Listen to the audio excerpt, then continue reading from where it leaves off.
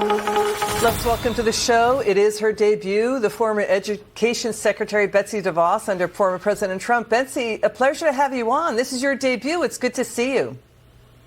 Thanks, Liz. It's great to be on. Hey, Betsy, what do you think? Do you think the Supreme Court will rule against the president's $500 billion student loan bailout? They seem really skeptical. It's being called a flagrant unconstitutional abuse of power.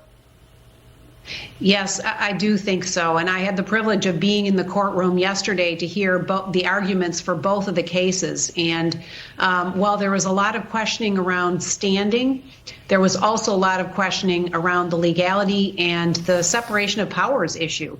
This really is a matter for Congress. If Congress ever wanted to forgive massive amounts of student loans, but the president has taken it upon himself to decide to do this and rightfully is being challenged in doing so. I believe it will be ruled out of bounds and unconstitutional. That's really interesting. So, to your point, I mean, who else will the president decide gets a bailout? I mean, car loan borrowers, credit card holders?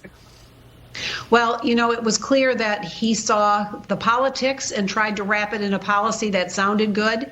Lots of young people thought it would be a great idea to have their student loans erased. But the reality is there is an issue with higher education costs and the runaway costs around higher ed, as well as the whole student lending process, which we brought, a lot more sunshine to in office and had ideas for actually dealing with. We don't need a nationalized student lending system, which is what we've had since 2010 when the Obama administration really federalized all student lending. And it's not working, and it's not working for too many students, to be fair. But this is not an issue about that. This is about whose power it is to make those decisions, and it is not the executive's power. To your point, let's get your reaction to Teachers Union boss Randi Weingarten. She's accused of having a meltdown on the steps of the Supreme Court. Then you're going to watch Americans disagreeing with her. Watch this. Big businesses were hurting, and we helped them, and it didn't go to the Supreme Court to challenge it. All of a sudden, when it's about our students, they challenge it, the corporations challenge it, the student loan lenders challenge it. That is not right, that is not fair, and that is what we are fighting as well when we say cancel student debt. I'm currently not a fan because that's just going to make everyone else's taxes higher because someone's going to have to pay for it. I don't really think the government can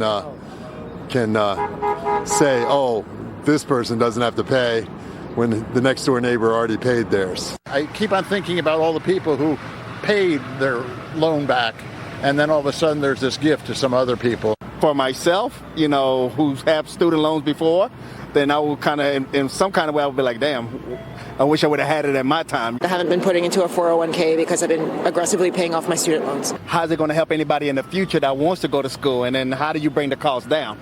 And that's really the main thing. Okay, here's the thing.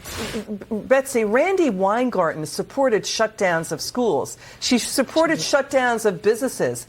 They did not ask for lockdowns that threw 22 million out of work. Betsy, to your point, Democrats, they like to talk about root causes. Why aren't they going after the root cause behind high tuition debt? To your point, it's college tuition gouging for college bling, like five-star hotel dorm rooms. Betsy, we looked into it. We're going to show it. Colleges are blowing money on luxury saunas, spas, free tanning beds, hot tubs, and more. And in addition to all of those luxuries and add-ons, they also are spending a lot more on administrative staff that has nothing to do with instruction and everything to do with political correctness. The University of Michigan has more DEI staff than they have history professors.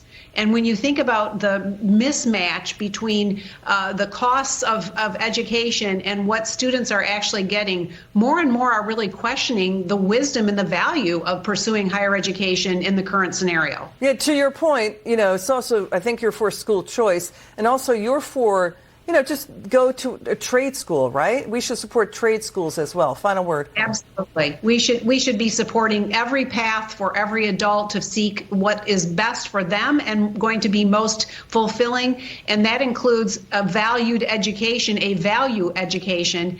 And we need to be supporting them all. Got it. Betsy DeVos, come back soon. It was great having you on. It's great Good to be see on. you.